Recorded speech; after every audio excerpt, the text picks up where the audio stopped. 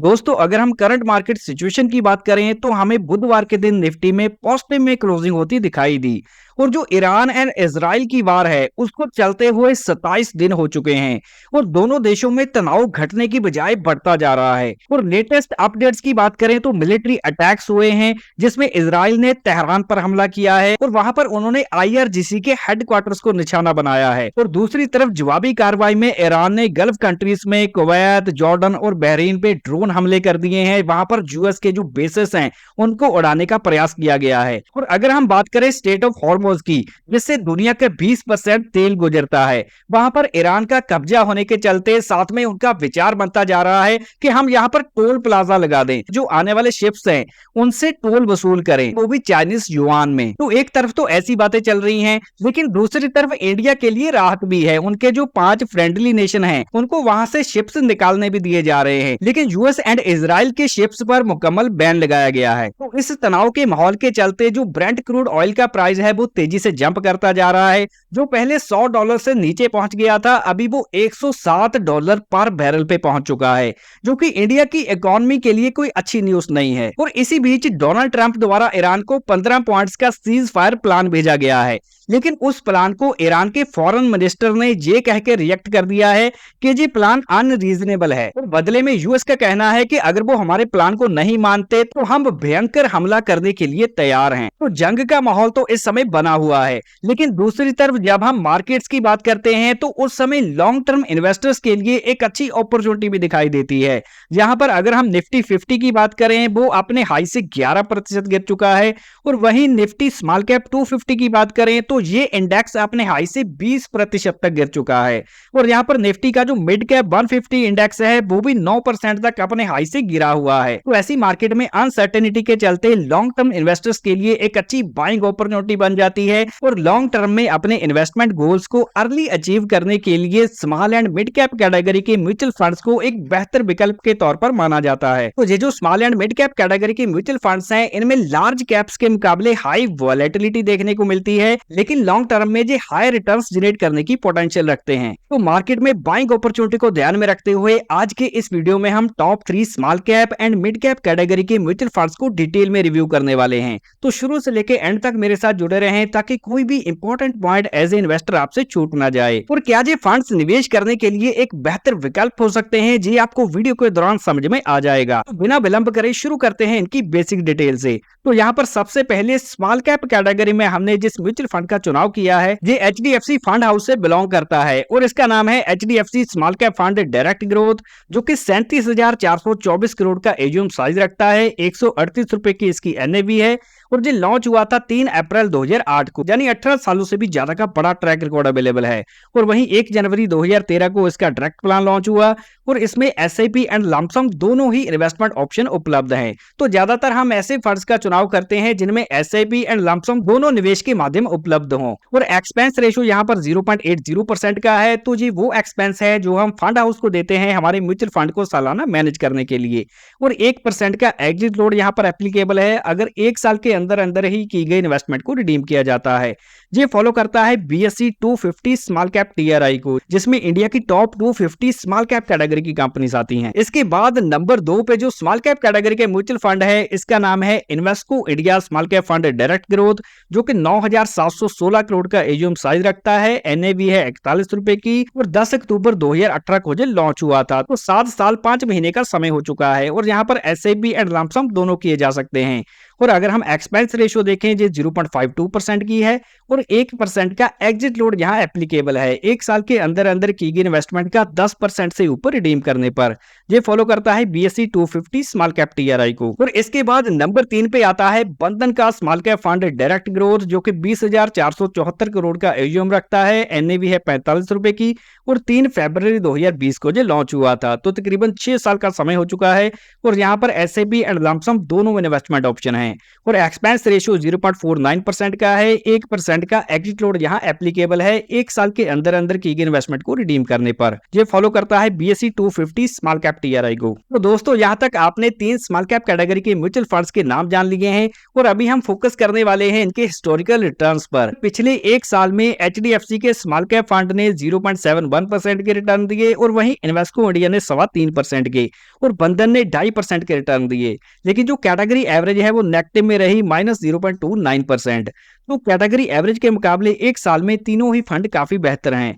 और 3 साल की बात करें तो जो रिटर्न है एचडीएफसी के 16.5% के, इन्वेस्को इंडिया के तकरीबन 24% के और बंधन स्मॉल कैप के 29% के एनुअलाइज रिटर्न है और वहीं कैटेगरी के 17.87% के। तो यहाँ पर 3 साल के टाइम पीरियड में सबसे बढ़िया नजर आ रहा है बंधन स्मॉल कैप, इसके बाद है इन्वेस्को और तीसरे नंबर पे है एचडीएफसी। लेकिन 5 साल के टाइम फ्रेम में देखोगे तो जो रिटर्न निकल के आते हैं इन्वेस्को के तकरीबन 22% के, एचडीएफसी के 19% के और बंधन के 23% के। लेकिन कैटेगरी एवरेज यहाँ 17.96% की रही। और जब हम 7 साल के टाइम फ्रेम की बात करते हैं तो एचडीएफसी के स्मॉल कैप ने 17% के और यहाँ पर इन्वेस्को इंडिया ने 22% के और कैटेगरी ने 17% के एनुअलाइज रिटर्न जनरेट किए।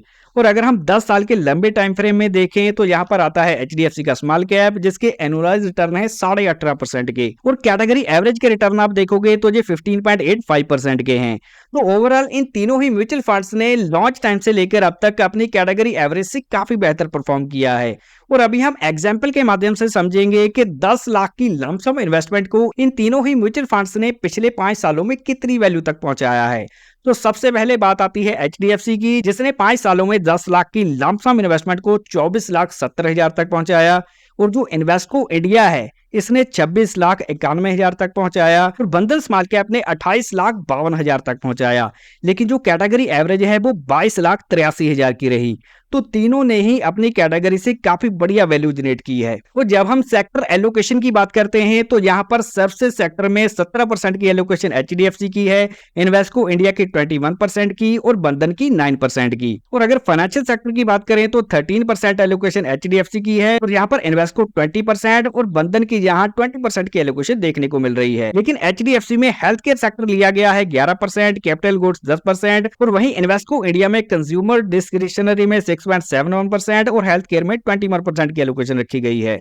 और यहाँ पर बंधन ने फोकस किया है हेल्थ केयर पर 10% और कंस्ट्रक्शन सेक्टर पे 8%। और इंपॉर्टेंट रिस्क रेशियोज को भी देखना बहुत ही जरूरी है, जिसमें आप एचडीएफसी का स्टैंडर्ड डेविएशन देखोगे 14% का है, बंधन का 15% का और इन्वेस्को इंडिया का भी 15.3% का। लेकिन ये कैटेगरी एवरेज से काफी बढ़िया नंबर है। तो यहाँ पर नंबर जितना कम होगा उतनी रिटर्न्स में वॉलेटिलिटी कम होगी। इसके बाद आती है शार्पी रेशियो। तो रिस्क एडजस्टेड रिटर्न यहाँ पर देखोगे एचडीएफसी के, बंधन के और इन्वेस्को के अपनी कैटेगरी से काफी बेहतर हैं। और बीटा रेशियो यहाँ दर्शाती है मार्केट सेंसिटिविटी को। तो ये 0.82 की है एचडीएफसी की, बंधन की 0.91 और इन्वेस्को की 0.89%, लेकिन कैटेगरी की 0.88 की है। तो जब भी मार्केट में करेक्शन आती है जी अपनी कैटेगरी से कम गिरते हैं। तो अल्फा जनरेशन की बात करें कि अपनी कैटेगरी से कितने बेहतर रिटर्न जनरेट किए हैं, तो एचडीएफसी का है 6.4, बंधन का है 5.2 और इन्वेस्को का है 4.8, लेकिन कैटेगरी का 3.1 का है। तो तीनों ने ही अपनी कैटेगरी से काफी बढ़िया अल्फा जनरेट किया है। और इस समय अगर आप इन तीनों ही म्यूचुअल फंड्स की पोजीशन को देखोगे तो जी अपने ऑल टाइम हाई से तकरीबन 10-12% की गिरावट पे बने हुए हैं, जो कि इन्वेस्ट करने के लिए एक अच्छी अपॉर्चुनिटी को दर्शाते हैं। तो यहाँ तक हमने टॉप 3 स्मॉल कैप कैटेगरी के फंड्स की बात कर ली और अभी हम बढ़ते हैं आगे मिड कैप कैटेगरी की ओर। तो यहाँ पर सबसे पहले नंबर पे चुना गया है निप्पॉन इंडिया का growth mid cap fund direct growth, जो कि 43,000 करोड़ का एयूएम साइज रखता है। एनएवी है 4312 रुपए की और इसको 95 में लॉन्च किया गया था। तो 30 सालों से भी ज्यादा का ट्रैक रिकॉर्ड अवेलेबल है। और जो डायरेक्ट प्लान है वो 1 जनवरी 2013 को लॉन्च हुआ। और चाहे आप यहाँ एसआईपी करें, लमसम करें, दोनों ऑप्शन है। और एक्सपेंस रेशियो 0.77% का है। और इस फंड में हमें एग्जिट लोड को लेकर एक अच्छी फ्लेक्सिबिलिटी देखने को मिलती है। तो यहाँ पर 1% का एग्जिट लोड एप्लीकेबल है अगर 1 महीने के अंदर अंदर ही की गई इन्वेस्टमेंट को रिडीम किया जाता है। और ये बेंचमार्क फॉलो करता है निफ्टी मिड कैप 150 टीआरआई। इसके बाद नंबर 2 पे बारी आती है एडलवाइज के मिड कैप फंड की, जो कि 14,000 करोड़ का एयूएम साइज बना चुका है। एनएवी है 110 रुपए की और इसमें एसआईपी एंड लमसम दोनों कर सकते हैं। और यहाँ पर एक्सपेंस रेशियो 0.46% की है और 1% का एग्जिट लोड एप्लीकेबल है। अगर 90 दिन के अंदर अंदर ही की गई इन्वेस्टमेंट को रिडीम किया जाता है। ये फॉलो करता है निफ्टी मिड कैप 150 टीआरआई को। और यहाँ पर नंबर 3 पे मिड कैप कैटेगरी का जो म्यूचुअल फंड है उसका नाम है Invesco India mid cap fund direct growth. 10,700 crore का एयूएम साइज है, एनएवी है 194 रुपए की और 2007 में जी लॉन्च हुआ था। एसआईपी एंड लमसम दोनों यहाँ ऑप्शन उपलब्ध हैं और एक्सपेंस रेशियो 0.55% का है। 1% का एग्जिट लोड एप्लीकेबल है अगर 1 साल के अंदर अंदर ही की गई इन्वेस्टमेंट को 10% से ऊपर रिडीम करते हैं। और ये जिस बेंचमार्क इंडेक्स को फॉलो करता है वो है बीएसई का 150 मिड कैप टीआरआई, जिसमें इंडिया की टॉप 150 मिड कैप कैटेगरी की कंपनीज आती हैं। और अभी हम जल्दी से इन तीनों मिड कैप म्यूचुअल फंड्स की हिस्टोरिकल परफॉर्मेंस को देख लेते हैं, जिसमें आप 1 साल में देखेंगे तो 6.5% के रिटर्न दिए निप्पॉन ने, एडलवाइज ने 6% के और इन्वेस्को इंडिया ने 6.5% के। लेकिन कैटेगरी के रिटर्न रहे 4% के। और वहीं 3 सालों में आप देखोगे तो सबसे बढ़िया रिटर्न दिए इन्वेस्को ने 26% के, एडलवाइज ने 25% के और निप्पॉन इंडिया ने भी 25.47% के एनुअलाइज रिटर्न जनरेट किए हैं। और यहाँ पर कैटेगरी एवरेज रही 20.83% की। और 5 साल की मीडियम टर्म में सबसे बढ़िया रिटर्न जनरेट किए निप्पॉन ने 21.86% के और एडलवाइज ने 21.58 और इन्वेस्को इंडिया ने 20.70% के। और यहाँ पर कैटेगरी एवरेज रही 17.5% की। और 7 साल के टाइम फ्रेम में सबसे बढ़िया परफॉर्मर रहा एडलवाइज 22% से, इसके बाद आता है निप्पॉन इंडिया और लास्ट में आता है इन्वेस्को इंडिया 20.5%। लेकिन जो कैटेगरी एवरेज है वो 17.5% की रही। और 10 साल के लंबे टाइम फ्रेम में निप्पॉन इंडिया ने 19.44%, एडलवाइज ने 19.63 और इन्वेस्को इंडिया ने 19.49% के एनुअलाइज रिटर्न जनरेट किए। और वहीं कैटेगरी के जो एवरेज रिटर्न है वो 16% के रहे। और अभी हम एग्जाम्पल के माध्यम से देखेंगे कि पिछले 5 सालों में 10 लाख की लमसम इन्वेस्टमेंट को इन तीनों ही म्यूचुअल फंड्स ने कहां तक पहुंचाया है। तो यहाँ पर सबसे पहले निप्पॉन इंडिया ने 5 सालों में 26,87,000 बना दिया 10 लाख की लमसम को।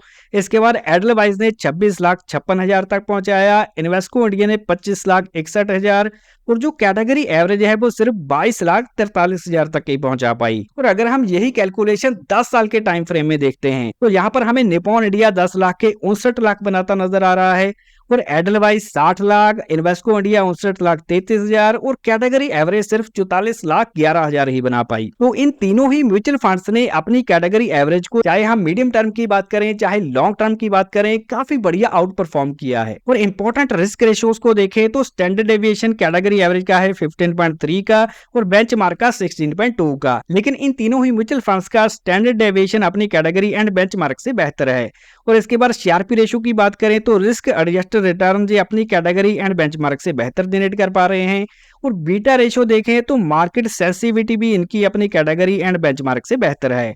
अल्फा जनरेशन सबसे बढ़िया है निप्पॉन का 7.1 का, एडलवाइज का 5.8, इन्वेस्को इंडिया का 5.2, लेकिन कैटेगरी का यहाँ 4% का है। और अगर हम इस समय 5 साल के चार्ट पे इन तीनों ही म्यूचुअल फंड्स की पोजीशन को देखते हैं तो यहाँ पर आप देख सकते हैं जे अपने हाई से तकरीबन 8-9% की गिरावट पे बने हुए हैं, जो कि इन्वेस्टर के लिए एक अच्छी बाइंग अपॉर्चुनिटी को दर्शा रहा है। तो अभी सवाल ये आता है कि क्या आपको इन 3 small cap and 3 mid cap category के म्यूचुअल फंड्स में निवेश करना चाहिए या इसे अवॉइड करना चाहिए। तो यहाँ पर अगर आपका रिस्क प्रोफाइल एग्रेसिव है और आप mid and small cap category के म्यूचुअल फंड्स में निवेश करना चाहते हैं और मार्केट वॉलेटिलिटी को अच्छी तरह से समझते हैं और आपका इन्वेस्टमेंट होराइजन कम से कम 5 से 10 साल का है और इन्वेस्टमेंट गोल लॉन्ग टर्म में वेल्थ क्रिएशन का है, तो आप ऐसे म्यूचुअल फंड्स में निवेश करने का विचार बना सकते हैं। और अभी हम डिस्क्लेमर देख लेते हैं। तो दोस्तों ये जो म्यूचुअल फंड इन्वेस्टमेंट है ये बाजार जोखिम के अधीन होती है और इसमें मिलने वाले रिटर्न्स की कोई भी गारंटी नहीं होती और किसी भी म्यूचुअल फंड की पास्ट परफॉर्मेंस ये इंडिकेट नहीं करती कि आने वाले सालों में भी उसी प्रकार के रिटर्न मिलेंगे।